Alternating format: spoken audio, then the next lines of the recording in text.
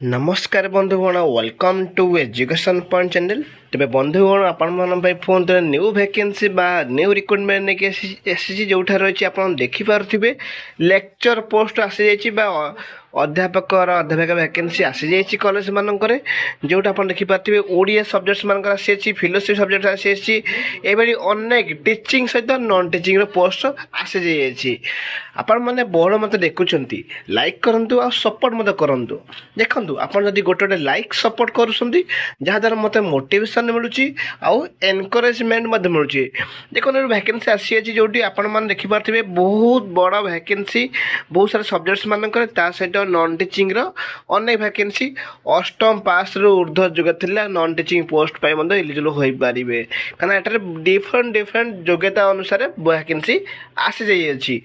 देखते Odia philosophy English physics chemistry zoology computer science रही vacancy teaching रही सहित नॉन टीचिंग देखो केते गोटे रही सहित आहरी लेक्चर पोस्ट अच्छी जियोलॉजी हिंदी रही पीट रही आउ नॉन टीचिंग आसीगला clerk computer lab sorry attendant peon आ गार्डेनर पोस्ट रही। देखो समस्त डिफरेंट डिफरेंट योग्यता रही जो मैंने कनसर्न सब्जेक्ट रे 55% मार्क्स इन पीजी और एमए और एमएससी करेंगे कनसर्न सब्जेक्ट रे से समस्ते एलिजिबल हो पारे। जो मनकर रही एमफिल और पीएचडी से प्रिफरेबल दिज्व प्रिफरेन्स अधिक दिज्व किंतु जो मन ग्रेजुएसन थी जो देखो ग्रेजुएसन विथ पीजीडीसीए से समस्ते एलिजिबल हो पारे क्लर्क पाई बीपीडी एमपीडी करते एलिजिबल हो पारे पीटी +2 विथ आईटी और डीसीए कोर्स करेंगे कंप्यूटर लैब एलिजिबल हो पारे। अटेंडेंट देखो मैट्रिक अटेंडेंट पोस्ट एलिजिबल हो पारे आउ मैट्रिकुलेसन फॉर पियोन दशम पास जब कर पियोन पोस्ट एलिजिबल हो पारे।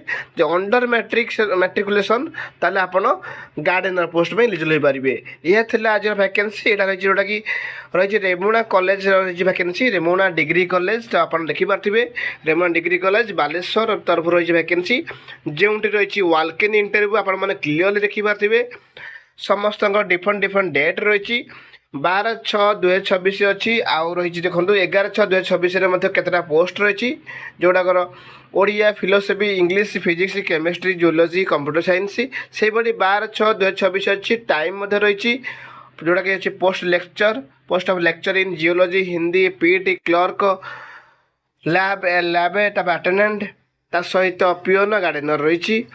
तो देखो ये सब पोस्ट रहा तार ये सब योग्यता रहा तो आपण मानकर डाउट होता आवेदन केमती करेंगे। देखो आवेदन सेमती किसी ना candidate inform to come with their biodata and documents original xerox copy 1 set of photocopy supports educational qualification. तो देखो इंटरव्यू समय जेहेतु वालकेन इंटरव्यू अच्छी कौन आप्लाय सेमती किसी ना नो एग्जाम नो फी तो केवल इंटरव्यू अच्छी जदि इंटरव्यू देवा जाऊँगी आपण सांगे ओरिजिनल सहित जेरॉक्स कॉपी सब ने आपंकर पोस्ट अनुसार आप सब्जेक्ट अनुसार धर आप आवेदन कर टीचिंग पोस्ट ओडिया आवेदन कर 10th पाखर पीजी पर्यंत सब सर्टिफिकेट से मार्कशीट अटाच करेंगे जेरॉक्स करेंगे ओरिजिनल ने आइडेंटिटी प्रूफ रेज्यूम सहित पासपोर्ट फोटो बायोडाटा एवरीथिंग मन सांगे नहीं जीवे ठीक अच्छे।